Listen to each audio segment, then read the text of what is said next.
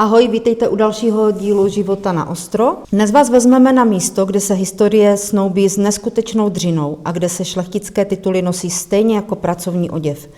Víte, když se řekne hrabě a hraběnka, většina z nás si představí elegantní pár, který prochází zámeckými komnatami. Ale příběh manželů Lažanských je úplně jiný.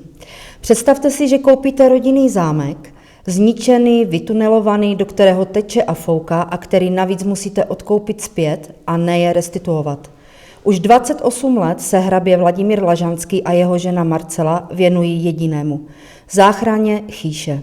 Zámku, jehož historie sahá až do 12. století a který je dnes domovem nejen brandlových maleb a odkazu Karla Čapka, ale taky vyhlášeného pivovaru a restaurace. Vladimír a Marcela nejsou jen majitelé, jsou to provozní průvodci a lidé, kteří neváhají sednout do auta a jet pro zboží nebo rozvést pivo, zatímco v sále vítají hosty.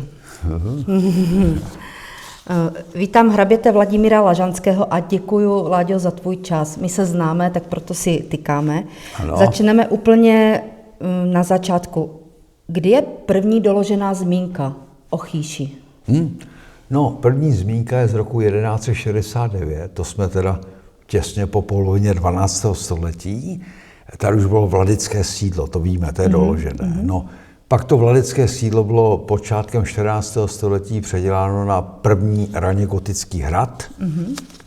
Počátek 14. století, přátelé, to jsme tak 1310. Tak já vždycky rád říkám, že Karlštejn je proti nám novostavbička.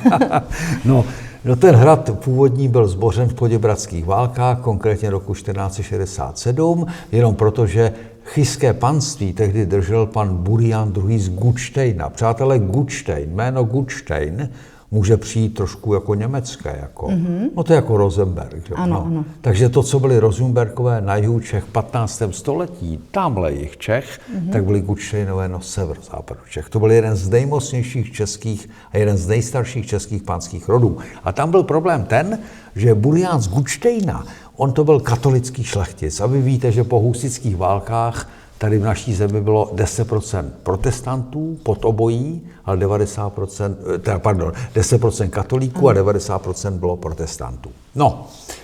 No a Gutštejn se velmi rychle roku 1465 přidal k takzvané zelenohorské panské jednotě. My jsme Chýše, 60 kilometrů jižně je Plzeň, za ní Nepomuk, za ní Zelená hora, zámek, všichni ho znáte z toho filmu Černý baroni, tehdy hrad patřil Štemberkům a tam seděl Zdeněk ze Štemberka. A tehdy ta česká katolická šlechta se semkla kolem Zdeňka ze Štemberka, vytvořili panskou jednotu a tam měla jediný cíl svrhnout z trůnu Jiřího z Poděbrad. Husitského krále, jak byl přezdíván. Protože on byl rychlejší, tehdy na ty své katolické odvodníky poslal celou svou královskou armádu a ta jim velmi rychle oblehla hrady, ty hrady dobyla, vypálila a srovnala se zemí. Z našeho hradu, který byl tak hmotově půlkou dnešního zámku, zbylo pouze gotické sklepení a hlavní věž. A ta pořád stojí, to je ta spodní hranolová věž dnešního zámku.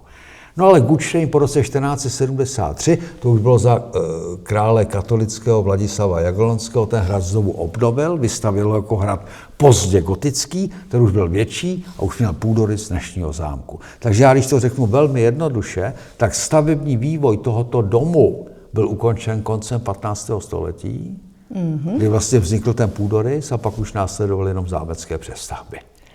Zámek prošel gotikou, renesancí, barokem a nakonec pseudogotikou. Ano. Která z těchto epoch je tobě osobně nejbližší a proč?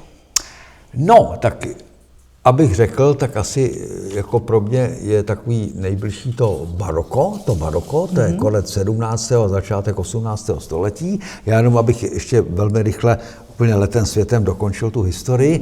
Takže Gutštejnové tady vymírají po meči rokem 1566 a tehdy s mladičkou, 15letou Aneškou z Gutštejna, ale přátelé, pozor, v renesanci 15letá Aneška z Gutštejna to byla dospělá, zralá žena, ta mohla porodit dítě a nikdo se nedivil, tam byl průměrný lidský věk 45 let v renesanci.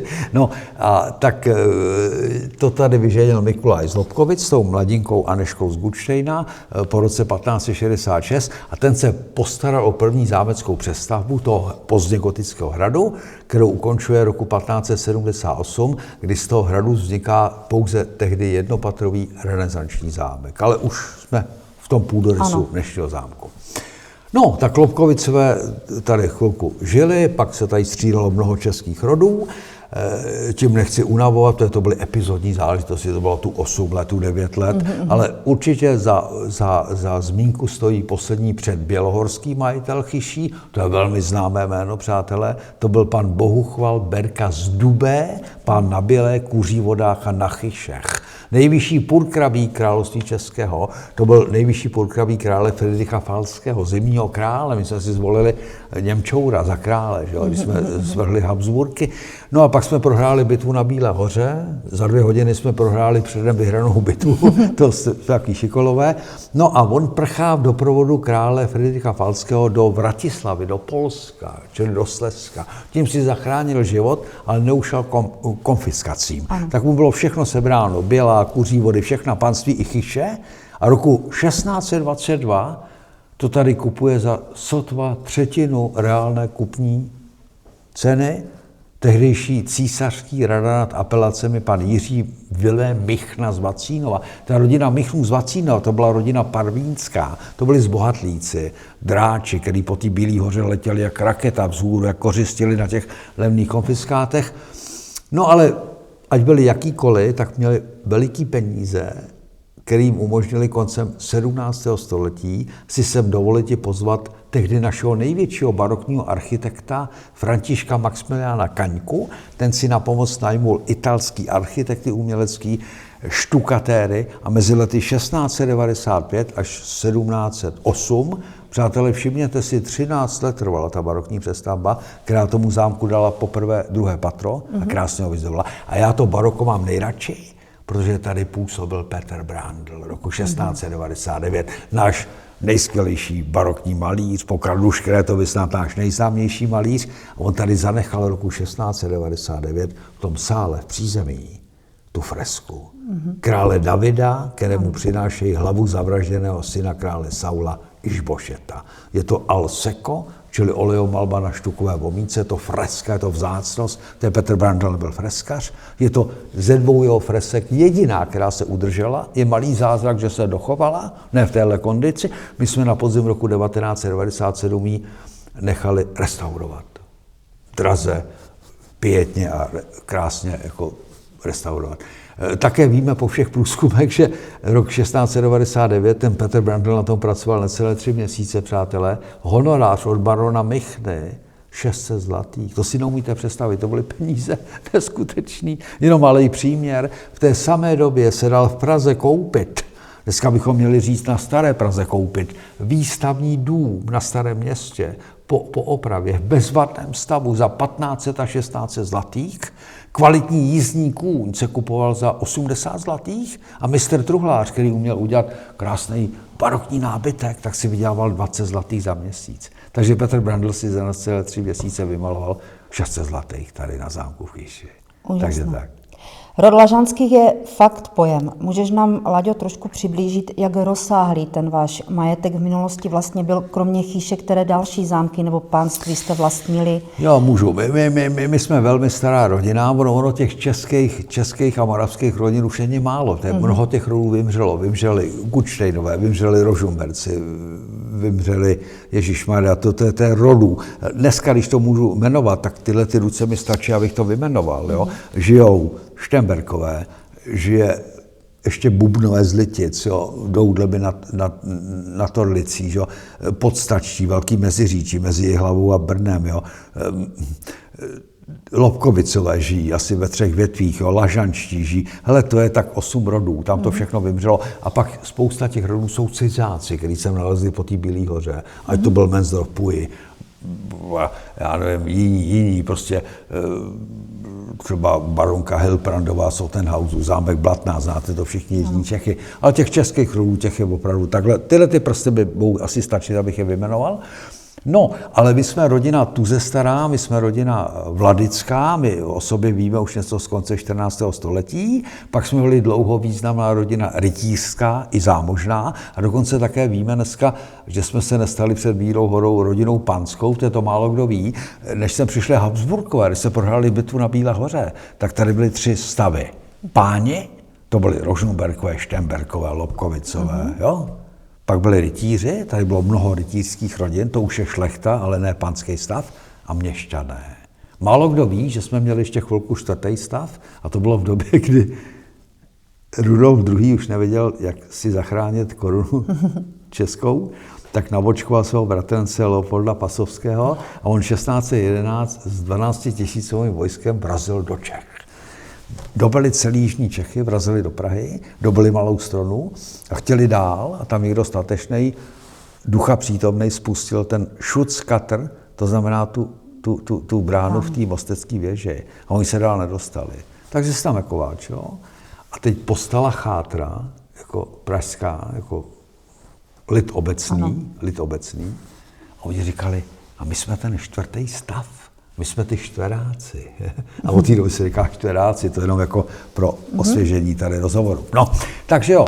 No a pak Habsburkové, když nás jako porazili na té Bílé hoře, tak přišlo roku 1627 nové zřízení zemské a řeklo se, a budou tady hrabata, baroni, a to zavedli Habsburkové. No takže bychom rodina vladická, rytířská, to, že jsme se nestali rodinou panskou do Bílé hory, tam rozhodovalo jenom hledisko majetkové. Ta rodina nebyla dostatečně bohatá, ale pak jsme to dohnali po té Bílé hoře. My jsme se zachovali na té straně katolický, takže 1630 panský stav, baroni a o 7 let později titul říšský hrabě a velký palatinát. Takže od té doby jsme hrabecí rodina. No, ale to trvalo do roku 1918 a vy víte, že skončila první světová válka, rozpadla se monarchie, zakázaný šlechtický tituly, vzniká republika Rakouská, Československá a ty republiky zavádějí pozemkové reformy a to byl takový krycí název pro takové brutální znárodnění té bývalé šlechty. A ta šlechta chudne a to taky našeho Prokopa Lažanského, toho posledního tady, bratrance dědečka mého, dovedlo k tomu, že v roce 1933 prodal palác Lažanských, to je ta krásná budova proti Národnímu divadlu, 1861 až 3 vystavěná, to bylo zimní sídlo rodiny, tak ho prodal bance Union za 10 milionů korun, přátelé, v roce 1933. To byly peníze v té době. Dneska ten palác má cenu 2 miliardy. To je tak 2000 milionů, to je hodně peněz. No ale v tom roce 1930 si, že 10 milionů, to bylo strašně peněz. To je jenom pro malinkou představu. Špičkovej řemeslník ve fabrice, a myslím třeba obráběč kovů, který byl vyučený, přečetl si výkres a vyrobil obrobek někde, tak jeho hrubý plat osciloval mezi 510 až 590 korun hrubého měsíčně. 600 byla limita. Kočí měl 100 korun plat. Ten palác koupila banka Union, záhy ho přeprodala s mírným ziskem panu velkokavárníkovi Hřebíkovi. To tam zaujala ta krásná kavárna Slávie, která je tam od roku 1881. No ale protože Hřebík kolaboroval s Němčourama za války, tak mu to stát 45. v létě všechno sebral. Za 3 roky přišli k pádlům soudruzi v naší zemi a z paláce Lažanských udělali rychle vysokou školu ruského jazyka a literatury. A tam mu bohužel tu palácovou dispozici trošku rozbila na kaši. Pak naštěstí přišla zlatá 60. léta, což já pamatuju, vy ne, vy jste mladinka, hezká mladinka. Já už jsem kouřil, mě bylo 7,5, už jsem kouřil 63. tajně. No a tehdy se společnost uvolnila, než to zase zavřely ruské tanky v 68. roce, no a tu ruskou školu vykopli z toho paláce a vlezla si tam fakulta filmová a televizní akademie muzických umění a to je tam dodnes. A všichni ty bardi, kteří tam vystudovali, Miloš Forman, Oscarový režisér, Věra Chytilová, Agnieszka Holland, polská režisérka světového významu, tak všichni říkali, my jsme studovali v Lažanu, oni tomu říkají Lažan. A dodnes to tam je. A já tam teď prodávám už asi rok pivo, naše světný. K tomu se dostaneme. Tak. Chcete jet taky na ostro? I my potřebujeme někdy dobít baterky, aby to všechno jelo jak má. Proto jsme se spojili s naším partnerem Gigalékárnou. Tisíce produktů, akce, super ceny. Koukni na jejich e-shop gigalékárna.cz, použij náš slevový kód. Nákupem na Gigalékárně podpoříš naši tvorbu. Děkujeme. Historie váš rod rozsela do světa, kde všude ještě můžeme najít nějaké tvé příbuzné. No, hele, jako my jsme taková pohodová šlechtická rodina, my jsme takový dobrý námět pro ty badatele, jo, protože my jsme měli spoustu panství, my měli Záběhlice, Mladějovice, Osek a různě, Rakovnicko, Prácheňsko, to, a pak ta rodina se v 17. století už roku 1622 usadila tady v západočeském regionu. Takže to je Plzeň sever, Karlovarsko a my tady měli 3 panství. Manětín, 16 kilometrů odtud jižněji, Krásný. už od roku 1622, dneska státní zámek, barokní, voňavka. Krásný, ano, byli jsme Rapšej nad Střelou, 13 kilometrů odtud a Chyši. Jo? A ta rodina vždycky trpěla tím, že měla velký nedostatek mužských potomků, víš? A to je pro ty badatele velmi dobré, protože když je těch dětí mnoho, tak ta rodina, víš, se jako nějak jako naroste, prostě rozroste a pak už se ti to jako ztrácí. Takže my jsme docela dobrý, takže když je otázka, kde ještě dneska jsme, tak v Rakousku, protože ta část rodiny, vždycky, já dám příklad, jo, byl hrabě a tenkrát ve šlechtických rodinách se uplatňovaly tvrdě principy primogenitury. To bylo tak, buď tak, že král český, panovník, to tvý panství prohlásil za fideikommis, to je cizí jméno, český příměr je nedíl, svěřenství. Jo? Prostě. A to byl zákon, když to ten král český odsouhlasil, no tak ty si měla syna a umřela si jako starý hrabě a ten prvorozený syn pokračoval. To byl správce rodového majetku. A ty ostatní buď a nebo zábytěma to zatěžovali, to pokolení. A ty to respektovali, ty děti. Prostě tatínek napsal závěť, že prvorozený bude pokračovat a on to měl půjčené na 20-30 let. Jo? A musel to spravovat, předat zase prvnímu synovi. Tak, holky ty to měly jednoduchý šlechtický, ty se museli jenom dobře provdat, když se jim to nepovedlo, tak končili v ústavech pro schudlé šlechtičny. No a takže jako já jsem měl, ještě je to tak 10 let zpátky, umřel mi vzdálený strýc v Klagenfurtu, to jsou Korutany, to je Celovec česky, úžasný chlapík, to byl, bohužel zemřel, takže už ve Vídni žije jenom nějaký Oskar Lažanský, hrabě, to je starý pán přes 80 let, má naštěstí 2 chlapce, 1 dcerku. To je všechno? A pak víme, že pár Lažanských odešlo do Ameriky v 19. století. Jak se tak chodilo do Ameriky? Já to už ani nevím, co tam jako je. Takže my jsme docela malá rodinka, která tady žije, takže jsem já, je můj syn a mám vnuka. To je všechno. Tatínek mi umřel, takže my jsme taková jako rodinečka, malinká. No, takže takhle. Ale jsme jedna z nejstarších českých šlechtických rodin. Ano. To bylo trochu z historie a teď pojďme k tomu, jak došlo vlastně k tomu, že jsi musel ten zámek koupit po revoluci. No, tak to je taky dobrý příběh, tak víte co, tak já jsem se narodil v roce 1956 v Děčíně, kam nás zavlek dědeček, který tam přišel ze středních Čech, oni měli u Benešova, u Prahy obrovský statek, jako. No a dědeček po vojně, někdy v roce 1923, se odhodlal, že pojede do pohraničí. A to byla mladá Československá republika a tam měla takovou snahu, aby hodně Čechů chodilo do toho pohraničí. To tady žili samí čeští Němci od dob Karla IV. To jistě víme, to nechci nějak rozvádět. No, takže nás tam dědeček jako zasel, tam se mu narodili 3 synové, já jsem syn toho prostředního syna a zase malá rodina. Nejstarší Jiří Lažanský, 1 dceru, moje sestřenice, o 5 let starší, lékařka na penzi. Tatínek měl mě, 1 dcerušku, o 5 let mladší, ta nám bohužel zemřela v dětském věku, bohužel nějaký nádor na mozku, smutek velký, nechci to komentovat. A ten nejmladší Zdeněk neměl nikoho.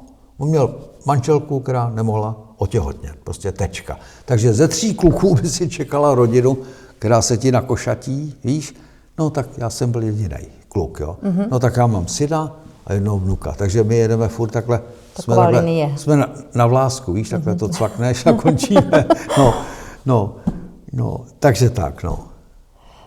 Zámek jste museli koupit, nemohli jste restituovat. Tak. Proč k tomu došlo? No, jednoduchá věc, budu velmi stručnej. My jsme dlouho se nedokázali dostat do těch archivů, kde je to všechno napsáno. Jo?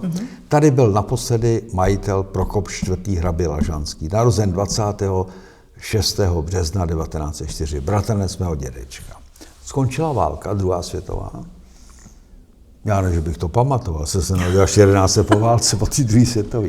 A teď v každém okresním městě se rychle ustanovila takzvaná okresní správní komise. Tady to byly Žlutice, dneska je to městečko 2400 obyvatel, ale po válce okresní město i s okresním soudem. A teď ty komise začaly opravdu natvrdo vyšetřovat lidi, kteří měli větší majetek. To byl poslední hrabě. Tak ho začali vyšetřovat, vyslíkat jeho zaměstnance, všichni o něm psali velmi hezky. Ty materiály byly dříve tajné materiály SMB, STB, dneska už je to mnoho let otajněné, tak nás tam pustili, aby jsme si to přečetli. Všichni mluvili hezky, tady byly ještě Sudety, my jsme 100 kilometrů od hranic, takhle hluboko zasahali Sudety. Tam je dokonce výpověď jednoho místního občana, která hovoří o tom, že pan hrabě svým vlivem a svou autoritou se tady za války zasadil o to, že pár místních lidí bylo zachráněno od vazby gestapa, takže on byl spíš na medaili, než na cokoliv jiného. Přesto mu majetek v lednu 1946 sebrali. Ale jenom proto, ta komise ho napřed začátkem léta 1945, to jsme někdy tak půlka června, přátelé, osvědčila, že se tady choval slušně a že se na něj dekret prezidenta republiky z 19. května roku 1945 nevztahuje. Hele, uteklo 7 měsíců, přišel leden z 46 a soudruzi už začali vystrkovat trohy trošku, protože se jim povedlo ukrást ten odboj proti Němcům jenom pro sebe. To se má učit ve školách, bohužel se to naučí. No a tak ta komise se přeskupila a pořád ta stejná komise s jinýma lidma v lednu 1946 mu na veškerý majetek uvalila národní správu. Všechno mu sebrali, on se musel vypakovat ze zámku, měl štěstí, že se ho tady ujal velitel místních četníků, nějaký pan Týle, který sem přišel s druhou hvězdou na prsou to tady rekvírovat, tak mu nechal vycídit první patro četnický vily a tam hrabě Prokop se svou manželkou a 2 dcerami pár měsíců bydlel. Tady ho nahradila státní lesní správa, on chtěl pryč, jeho advokát protestoval proti tomu záboru majetku, ale na mý gust to asi málo, kdyby protestoval více, tak mu ten majetek udrží, no ale pak by přišel vítězný únor 48 a všechno by mu stejně vzali. Ale pozor, přátelé, dalo by se restituovat, takhle několik. Tady ta časová lajna je vítězný únor 48. No, tak chtěl pryč, ministerstvo vnitra, to jsme se tam také dočetli, mu laskavě dovolilo se vystěhovat i do Bavorska.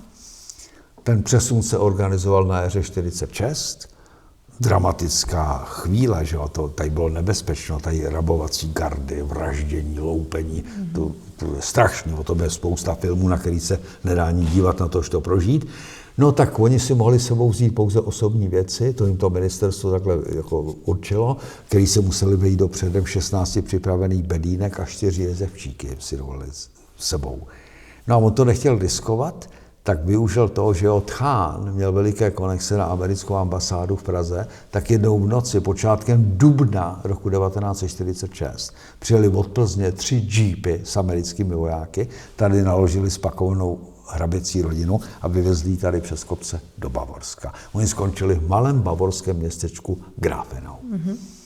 47. rok, zámek vyklidili, přijal Národní kulturní komise, tato odvezla na zámek Krásný Dvůr, tady bylo ředitelství státních lesů a pak ho vystřídalo zemědělské učiliště internátní 52 až 67, 67 až 77 škola v přírodě Most, ty to tady dovybydleli, břidlici strhali ze střech, udělali tam plechové střechy, které byly ve špatném stavu.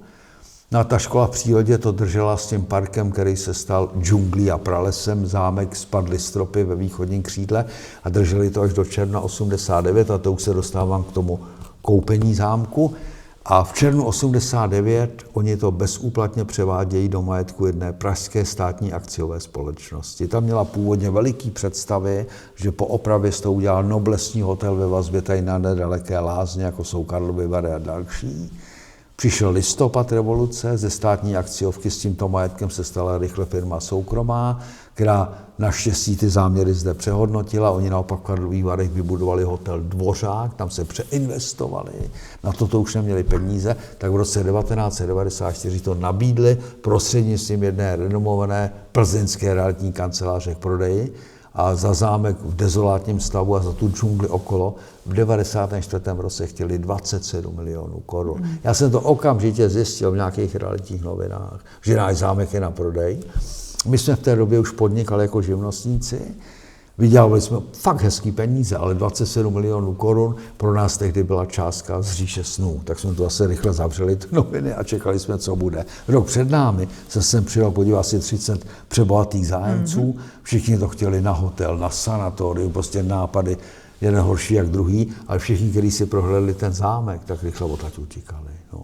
No a to je prostě, jestli se ptáme na důvod, proč jsem to koupil, tak vy jistě všichni sledujete ten krásný seriál, který se jmenuje Modrá krev. Jak ten Franta Kinský, můj kamarád, známe se osobně, to provází. A on se vždycky na konci každého toho dílu, každýho ptá, prosím vás, máte modrou krev? A on to tam nikdo ještě neřekl. Jako. Každý říká, ne, já když se říznu, tak ji mám úplně stejnou, jako každý, takovou jako tu mavo-červenou mám tu krev. No já už jsem to jednou dělal, ne v televizi, teď v rozhlase jsem to dělal nedávno, tu modrou krev a mě kdyby se někdo zeptal, říkám, víte, co je modrá krev? To je to, i když se narodíte po té válce v tom roce 1956 a víte, že jste z té šlechtické rodiny, tak to máte takhle hluboko pod tou kůží tady a najednou zjistíte, že vám je 33 let, praskne režim, skončí komouši a najednou rodový zámek je na prodej. Tak jdete a všechno, co umíte, co vyděláte, tak jdete hlava nehlava a zachraňujete to, co vybudovali vaši předci. A v tom je ta modrá krev. Jsou to ty kořeny. Jenom mi řekni, Laďo, jaké to je přijít domů a říct manželce, je náš rodový zámek na prodej. A hele, pak, když viděla, jaký zámek. Jo. Hele, to je krásná, já to rád dávám k lepšímu. Přátelé, my jsme kontaktovali tu realitní kancelář, to byl přesně ten datum. Konec října, ale psal se rok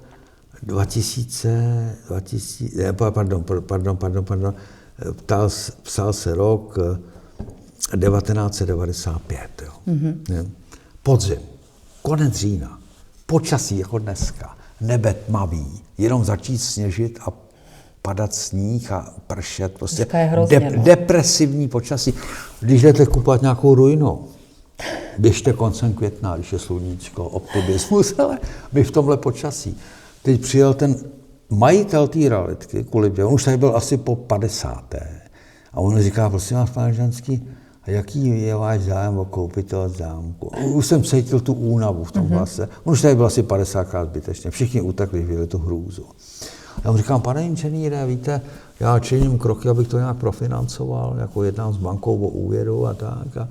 A musím to vidět zevnitř, já to znám jenom zvenku a potřebuji to vidět uvnitř. Říká, no tak to chápu, tak přijel. On říká, tak jo, tak se sejdeme a fakt to byl nějaký 27. 9. říjen, úplně konec října, ten datum. A on říká, tak já zavolám Kastelánovi a ať veme klíče. Já ještě říkám ty svý hodný ženě, říkám, Marcelko, on to má Kastelána.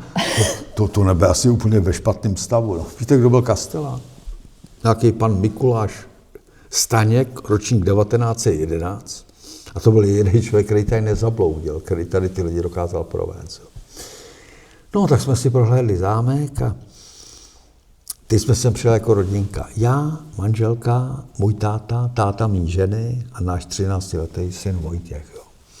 Teď jdete tím zámkem a ta prohlídka trvá 1,5 hodiny, víte. Já byl úplně v šoku. To bylo neskutečný, schnilý parkety, vlhkost, plíseň, zřícený stropy ve východním křídle. A ten můj 13letý kluk mě takhle furt tahal za rukáv a říkal, co tatínku, koupíme to. A říkám, Vojtíšku, vlastně tě nech mě, já měl nervy úplně nad ranc. A teď ta moje ženská chodila za náma, hlavu svinky, kamenná tvář. A ona na to pak vzpomínala a říká, mně se v hlavě točila potichu jenom jediná věta. Snadno snad to ten můj vůl nebude chtít koupit, snad to ten můj vůl nebude chtít koupit. Tak jsme se vypotáceli za 1,5 hodiny ze zámku, já byl úplně v šoku.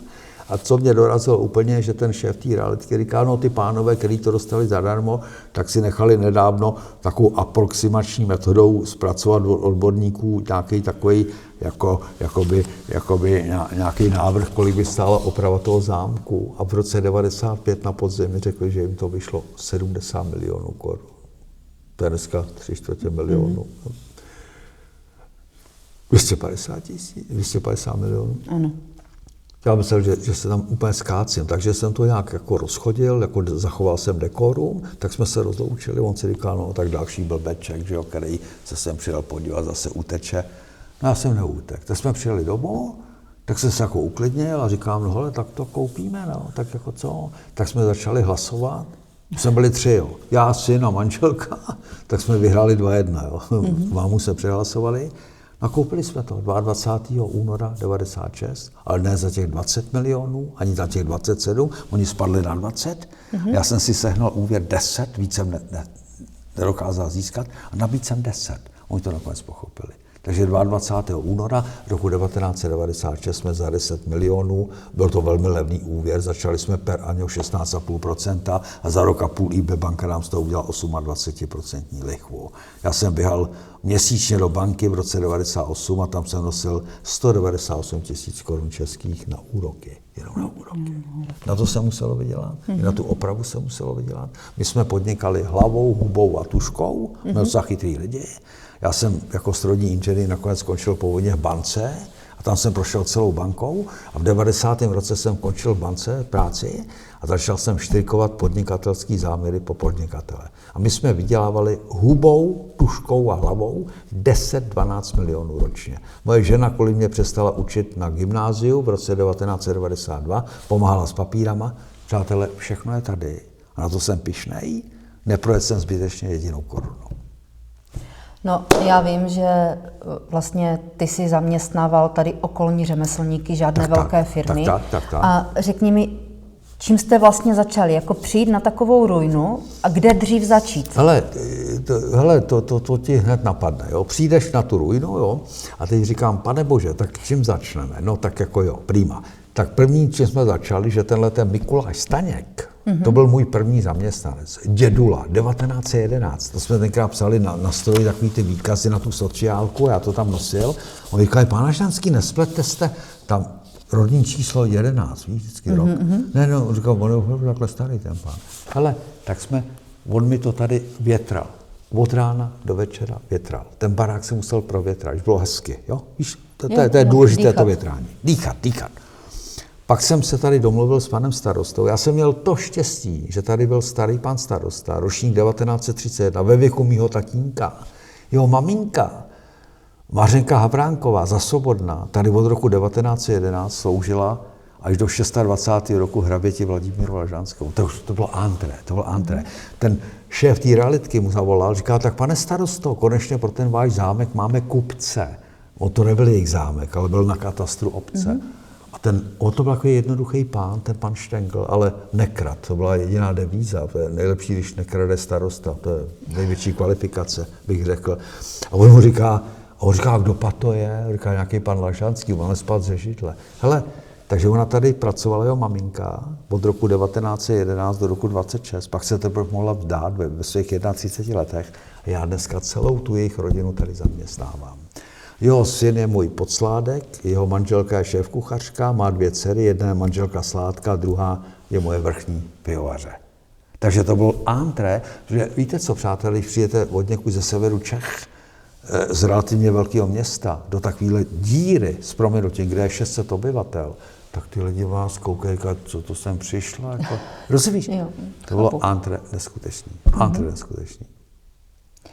Láďo, kdy jsi řekl, nebo jestli jsi vůbec někdy řekl, že už toho fakt máš dost a že třeba máš pocit, že to nezvládnete, že to fakt bylo nahráno? Jo. Hele, víš, ten zámek, jako opravy, to je řehole obrovská, jo, prostě jako dáváš do toho všechno, co máš, prostě, hele, ty chvíle nebyly hezký. Já jsem jednou byl, je to 5 let zpátky, vy ho znáte, Michal Jančařík, jo, táta Petr Jančařík, ano. Úžasný kluk. A Michal Jančařík, nebo myslím Michal Jančařík, to je spolužák mýho syna z právnické fakulty. A teď si představ, ten kluk nastartováno, začal hlásat zprávy na televizi Nova, šikovný kluk, táta slavný, všechno. A on se tím musel podrobit nějaký operaci páteře a oni ty doktoři to pokazili, čupli nějakou injekci do páteře a on skončil na vozejku, ale úžasný. A on jednou mě pozval, jestli bych nechtěl něco žvanit do rádia, jo. Ten kluk, jak je chytrej, víte, tak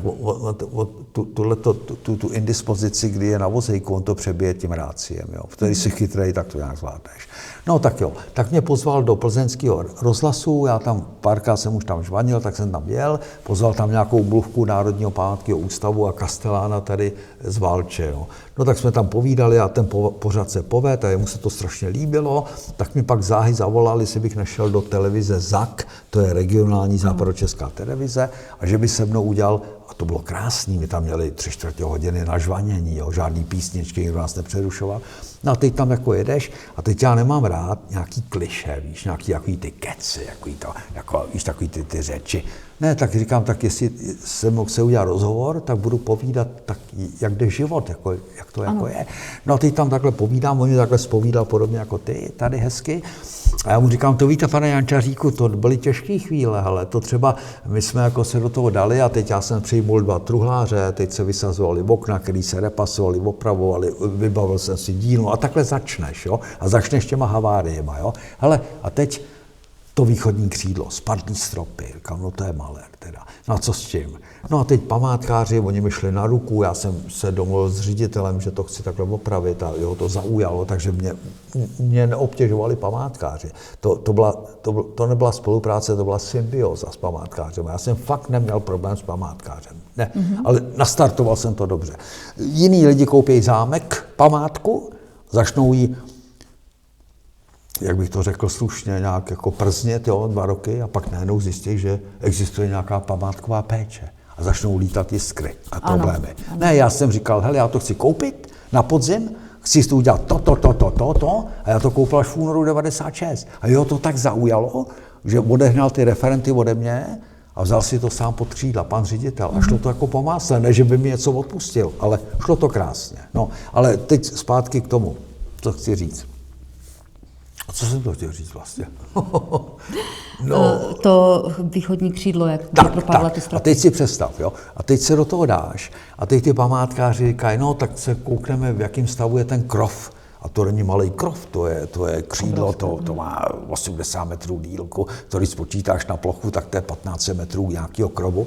No tak oni tam pozvali technoložku památkového ústavu, mladou inženýrku, chemičku nějakou, která byla zdatná přes ty dřevokazní houby, přes ty dřevomorky. Ona si vzala monterky a teď se tam na 3 dny zavrtala. Vylezla za 3 dny z toho zámku a říká, pan Lažanský, všechno musí dolů. Tam už nebyly pozednice, ty už byly sežraný, ta houba všechno sežrala. Takže památkáři rozhodli, že krov dolů a nově, z nového řeziva a stejným stylem. To jsem třeba takový drobnosti neříkal ty svý manželce, abych jí abych jí neměčil, víš. Říkám, ale ještě jí tím budu zatěžovat, jo. Říkám, Marcelko, to opravíme, tak ne, opravíme, tak to nebyl 1 milion, bylo to 5, jo. Víš, takhle, jako no. Ale jo, tak jako dobrý. Hele, a ještě jedna dobrá věc, jo, a teď ten Jančařík, jo. A já říkám, pane Jančaříku, a to byly takovýhle chvíle, víte, jako že krok opravíme, nakonec ho musíme dělat nové, já jsem to ani ty manželce neříkal. A to víte, teď jsme byli ve stavu, kdy jsme 3krát mohli úplně zbankrotovat. Úplně zbankrotovat, jo. My jsme neměli nic, jenom dluhy. A teď jsme se jako hádali, víš, s tou ženou svojí. A já říkám, víte, to byly fakt těžké chvíle. A já jsem vám, pane Jančaříku, přiznám, že při tom hádání, říkám, tak to prodáme, pro boha, já přeci tě tady nezničím. Jako já jsem si tě nebral proto, abych tě tady zničil, že tě odtahnul nějaký ruiny nebo něčeho. A já říkám, pane Jančaříku, já se vám přiznám, při tom hádání se mi stalo, že jsem 3krát plakal, jak malý kluk. A víš, co mi řekl Jančařík? No to jste dobrý, pan Lažanský, jenom 3krát jste plakal, to jste dobrý teda. Ale fakt, víš, to jsou vypjatý chvíle, jo, takový. No, ale a teď jsme to jako dali dokupy za 7 let a přišel rok 1999 nebo 2000, to už je jedno, to nemá na pointu vliv. Hele, a my jsme si doplácali ten kvartír tam naproti a byli jsme tady na Vánoce, jo.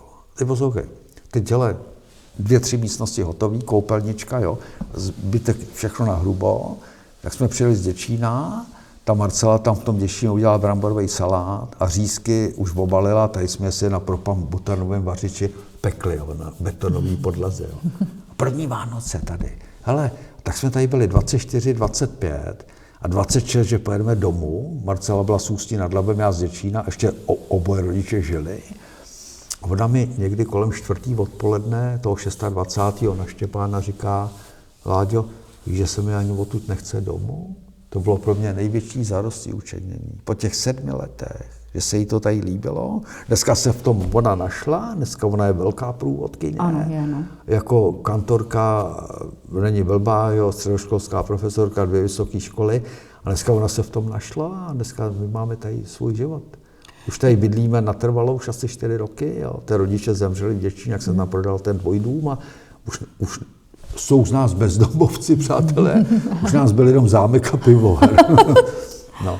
Je to úžasná žena a velmi charismatická, je to dáma, troufnu říct.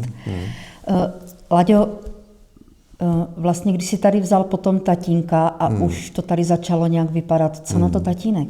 No hele, to bylo zajímavý, jo, tatínek, jo, on z toho měl jako radost, ale ty začátky byly takový, říkal, no tak to jsem zvědavej, co s tím uděláš, jako, víš takový to, víš, znáš to, no, tak jsem mu předvedl, že teda s tím něco udělám.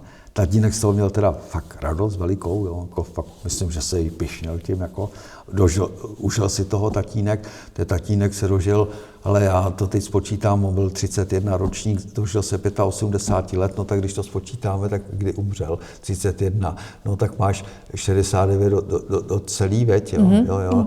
No, takže žil do nějakého roku, pomož mi, 2000, kolik asi, ale já ti to řeknu takhle, mě bylo ve 16, 60 a ten táta se mých 60 jen po 3 týdny nedošel, takže on zemřel někdy v květnu, začátkem května 2016.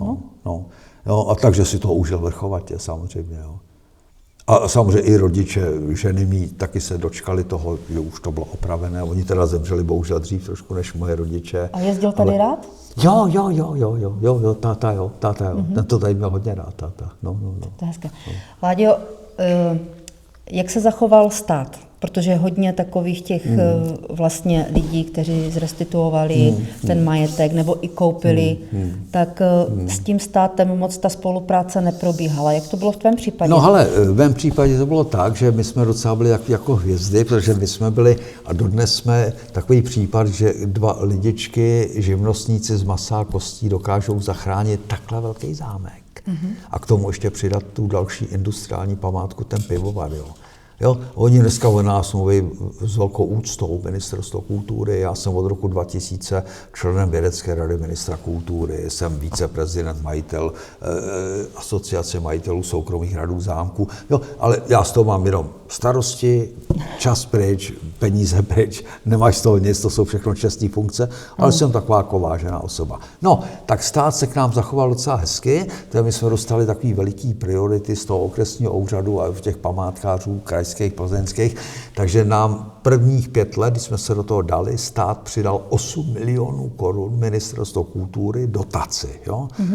To byla jakási reflexe té veřejné správy, jako že se najdou nějaký blázni na svobodě, který opraví takhle významnou památku. Jo? Poslouchej.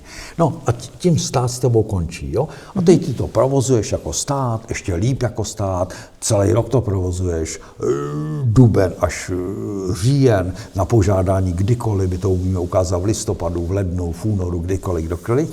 A teď, přátelé, teď nastala taková chvíle, že najednou Ministerstvo financí si vzpomnělo, teď jako, dřív to byla legislativa taková, že když si koupila takhle významnou nemovitou kulturní památku, tak v momentě, kdy si získala stavební povolení, ale rámcové stavební povolení na opravu památky, to je rámcové povolení, protože tam to jde per partes, tam každý krov, ale každý křídlo, památkáři povolují, to není jako rodinný domek, že máš stavební povolení, tady postavíš domek a je hotovo.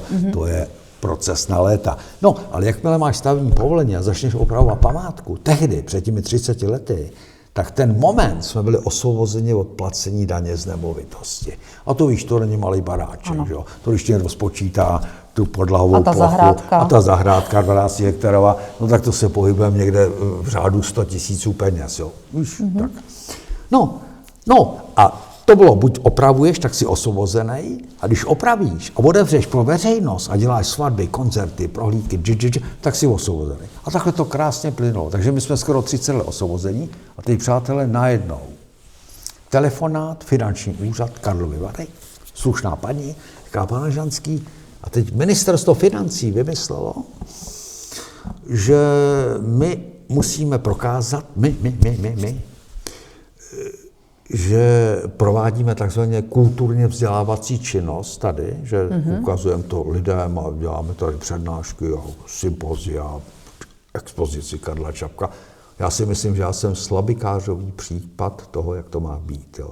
Já jsem otevřený celoročně, park celoročně, ale tady probíhá kultura, vzdělávání, všechno. My to teď musíme doložit tomu finančnímu úřadu a víte čím? Že já musím mít podepsanou smlouvu s Ministerstvem kultury o takzvaném zpřístupnění památky. Tak jsem to vypracoval, ale úplně štábně jsem to vypracoval. Hlavně kvůli kolegům, kterých máme 30, který mají přístupněný zámky, nás je 80 v té asociaci. A teď jsem to poslal na Ministerstvo kultury, jo? Kde jsem členem té vědecké rady už těch 30 let. To je teď aktuálně. Poslouchej, tak jsem to jako poslal, teď to ministerstvo je trochu ochrnutý, teď jsme po těch volbách, teď se neví, kdo tam bude, že ten tam končí, tak přijde někdo jde a to je jedno. No a teď jako oni jsou trochu ochrnutý, měnějí spisovou službu, takže pouze datovými schránkami. Já jsem se kdysi rozhodl, že budu člověk 20. století, že nebudu člověk 21. století. Jo. Já jsem do nedávna měl takový tlačítkový mobil, tak jsem si tak naivně myslel, že to naložím ty lejstra na káru a odvezu to na to Ministerstvo kultury, do toho Nostického paláce, tak si dělám legraci, je to pošlu poštou. To není možné, pouze datové schránky. Tak naštěstí máme účetní, takže moje žena je docela příčetná, tak jsme tam jako všechno naskenovali a poslali a tak dále.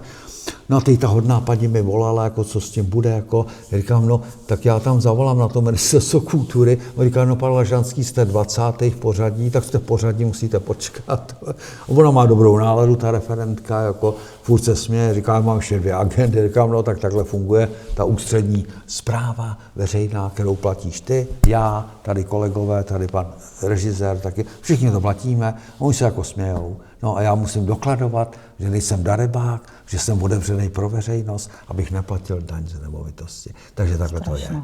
To je. To není strašné, to je strašidelné skoro. No? Tak jenom tak. Láďo, podařilo se ti třeba dohledat, protože předpokládám, že tady nebylo žádný nábytek, žádné obrazy, nic. Jak si dokázal ten zámek takhle vybavit, protože je opravdu krásně zařízený a probíhají tady nádherné prohlídky. Jo, ale je to úplně jednoduché. Když stát se rozhodl, že ty státky sebere ze státní, tak ta Národní kulturní komise to v tom 47. roce objížděla a protože ty zámky měly velmi pečlivě vedené archivy, ale to bylo až tak pečlivé, že ty místnosti byly číslované a každá byla popsána svojí funkcí. A to bylo až tak, že mezi 2 okny v západním křídle stál ten regál na knihy, tam stál nějaký barokní sekretář, takže takhle se to bralo a vznikaly z toho takovýhle knihy. Ono se tomu říká černé knihy a já jsem díky protekci, kterou mám u památkové péče, tu 1 knihu dostal. Víš?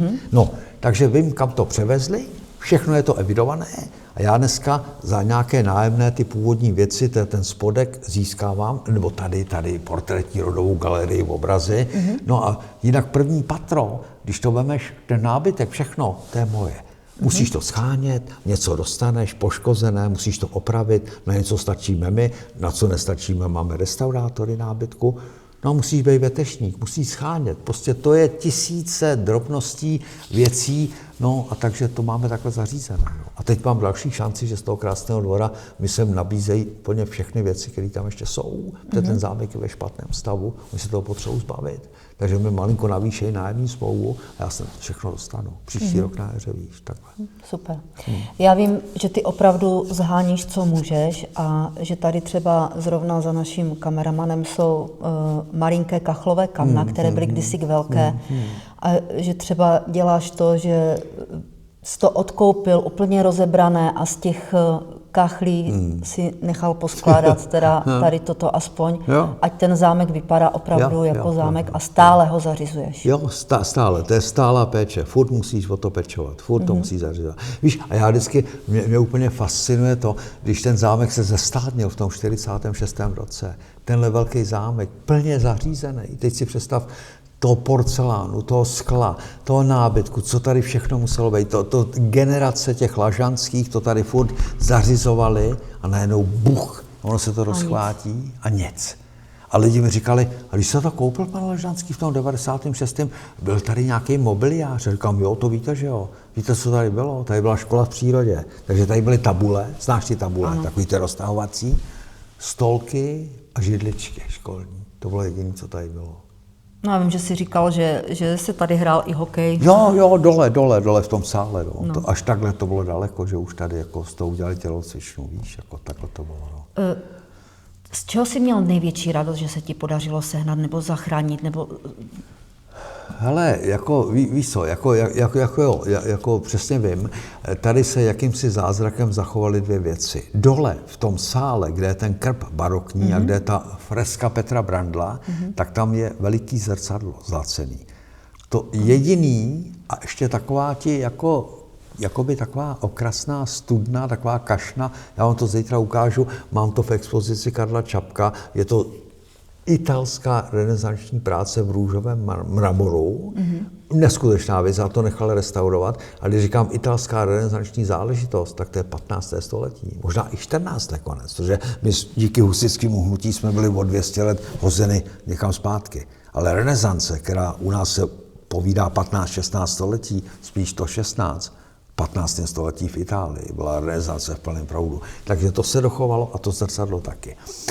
Bylo celý poškozený, tak jsme ho nechali asi za 90 000 před těma 25 lety restaurovat, nazlatit a zachovalo se tady jenom proto, protože je velmi těžký, že se blbě krade, nikdo ho neunese a do panelákovýho bytu se nehodí. Nevejde, víš, jako, no a pak samozřejmě mám radost z pár takových krámů, jako je tenhle ten regál a tenhle ten regál, to je kousek původní zámecké knihovny, představ si, ta byla v druhém patře a to navazovalo na sebe a to bylo možná 20 regálů. A teď oni, když to zestátnili ten zámek, tak všechno odtahli pryč a pár takových jednodušších nábytků tady nechali, té lesní správě. V roce 1959 se tady postavila ta základní 9letá škola v Chyších a oni ten regál darovali do té školy. Natřeli ho na zeleno-bílo, dali tam petlice, ale já když jsem potřeboval tady vybudovat knihovnu, tak ten školník, který to pamatoval, říká, pan Lažanský, ale to je ze zámku. A pan starosta mi to dal. Tak jsme to vzali na dílnu, udělali jsme z toho tohleto, co vidíš. Ten regál byl v klášteře. Já říkám, než to ten klášter prodají, tak to tam i rozpálí na hromadu. A ta vitrína byla taky v té škole, v nějakém kabinetu přírodovědném. Takže to jsou 3 krámy ze zámku, z kterých mám velkou radost, že jsem je dokázal vrátit sem zpátky.